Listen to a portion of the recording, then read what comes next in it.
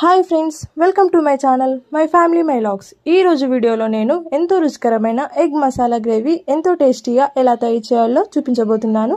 ఎంతో ఈజీగా ఎలా తయారు చేయాలో మనం ఇప్పుడు తెలుసుకుందాం. ముందుగా మనం ఒక బౌల్లో గుడ్లను ఉడికించుకోవాలండి.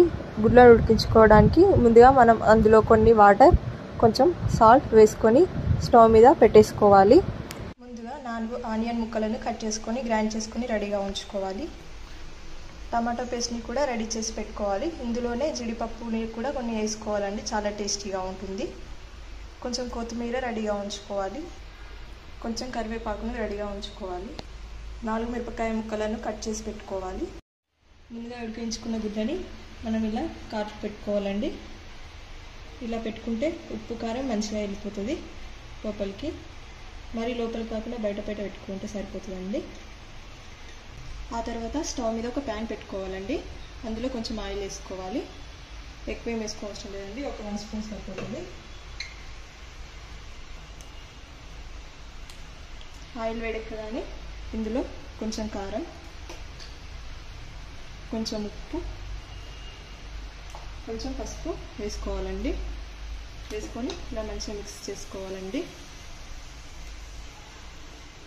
ఇలా మిక్స్ చేసుకున్న తర్వాత మనం ఉడికించుకున్న గుడ్లని ఇందులో ఫ్రై చేసుకోవాలండి. స్పూన్తో కలపకుండా ఇలా మిక్స్ చేయాలండి, లేకపోతే గుడ్లు ఊడిపోతాయి. ఇలా కొద్దిసేపు పాటు ఫ్రై చేసుకుంటే ఉప్పు కారం మంచిగా అయిపోతుందండి గుడ్లకి. ఇలా లో ఫ్లేమ్ పెట్టి ఒక 5 నిమిషాల పాటు ఉడికించుకోవాలి. చూడండి, గుడ్లు అయితే మంచిగా బ్రౌన్ కలర్కి వచ్చాయి, మంచిగా ఫ్రై అయ్యాయి. ఇప్పుడు వీటిని మనం ప్లేట్లోకి పెట్టేసుకుందాం పక్కకి. ఆ తర్వాత స్టవ్ మీద మరొక ప్యాన్ పెట్టుకోవాలండి. ప్యాన్ వేడెక్కగానే ఇందులో కొంచెం ఆయిల్ పోసుకోవాలి. కొంచెం ఎక్కువ పోసుకోవాలండి. ఆయిల్ అయితే వేడైపోయిందండి. ఇందులో కొంచెం సాజీరా వేసుకోవాలి.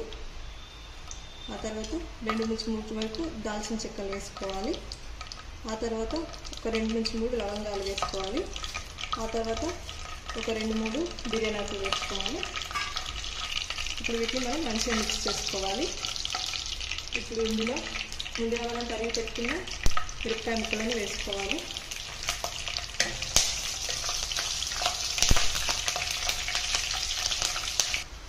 మిరపకాయలు ఫ్రై అయ్యాక ఇందులో మనం ఆనియన్ పేస్ట్ని వేసుకొని మిక్స్ చేసుకోవాలండి. మంచిగా మిక్స్ చేసుకోవాలండి. ఇది మొత్తం పచ్చివాసన పోయే వరకు ఫ్రై చేస్తూ ఉండాలి. మంచిగా మిక్స్ చేసుకున్న తర్వాత ఇందులో మనకు సరిపడా సాల్ట్ వేసుకోవాలి. 2 స్పూన్లు వేసుకున్నానండి నేనైతే. ఇప్పుడు ఇందులో కరివేపాకు వేసుకోవాలి. ఆ తర్వాత తగినంత కొత్తిమీర వేసుకొని మంచిగా మిక్స్ చేసుకోవాలండి. ఆనియన్ ముక్కలు అయితే మంచిగా ఫ్రై అయిపోయాయండి. ఇప్పుడు మనం ఇందులో మనకు సరిపడా పసుపు వేసుకోవాలి.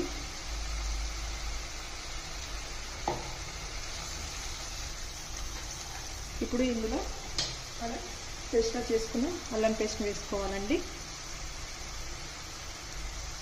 ఇప్పుడు దీన్ని మనం మంచిగా మిక్స్ చేసుకోవాలి.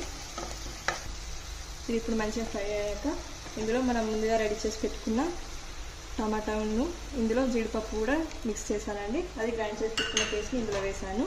ఇప్పుడు మనం మంచిగా మిక్స్ చేసుకోవాలి. జీడిపప్పు ఎంత వేసుకున్నా ఏం కాదండి, నేనైతే 5-6 వేసుకొని గ్రైండ్ చేసుకున్నాను టమాటా పీసెస్లో. ఇప్పుడు దీన్ని మనం మంచిగా మిక్స్ చేసుకోవాలి.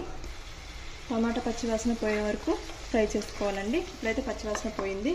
ఇప్పుడు ఇందులో మనం కారం వేసుకోవాలి. ఇప్పుడు ఇందులో 2-2.5 స్పూన్లు కారం వేసుకోవాలండి.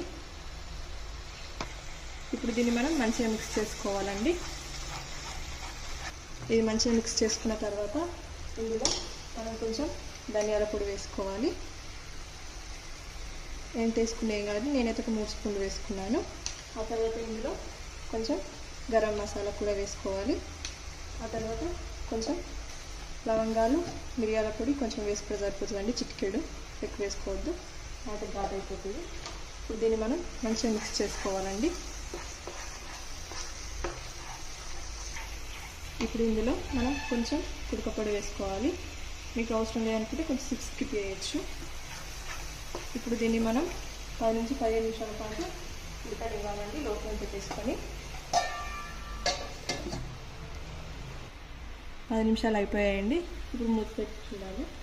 ఇప్పుడు ఇందులో మనం కొంచెం గ్రేవీ కోసం వాటర్ పోసుకొని మిక్స్ చేసుకోవాలి. చూడండి, ఇలా మళ్ళీ 5 నిమిషాల పాటు ఫ్రై చేసుకొని ఉంచుకోవాలండి.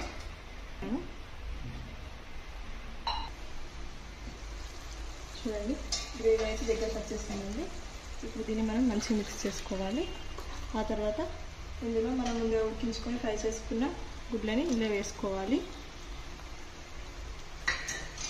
తర్వాత వీటిని మంచిగా మిక్స్ చేసుకోవాలి. వీటిని కూడా 10 నిమిషాల పాటు చిన్నగా స్టవ్ పెట్టుకొని ఉడికించుకోవాలి. నేను మూత పెట్టేస్తున్నానండి. కొంచెం ముందే కొత్తిమీర చల్లేసుకోవాలి. ఇందులోనే మూత పెట్టేస్తున్నాను. చూడండి, మన ఎగ్ కర్రీ అయితే రెడీ అయిపోయిందండి. ఇప్పుడు దీన్ని మనం ఒక బౌల్లోకి సర్వ్ చేసుకోవాలి. ఎంతో రుచికరమైన ఎగ్ మసాలా గ్రేవీ అయితే రెడీ అయిపోయిందండి. ఇప్పుడు ఒక బౌల్లోకి సర్వ్ చేసుకున్నాం కదా. ఈ వీడియో కనుక మీకు నచ్చినట్టయితే మీ ఇంట్లో కూడా ట్రై చేయండి. నచ్చితే కామెంట్ చేయండి, లైక్ చేయండి, షేర్ చేయండి, సబ్స్క్రైబ్ చేయండి. Thank you for watching.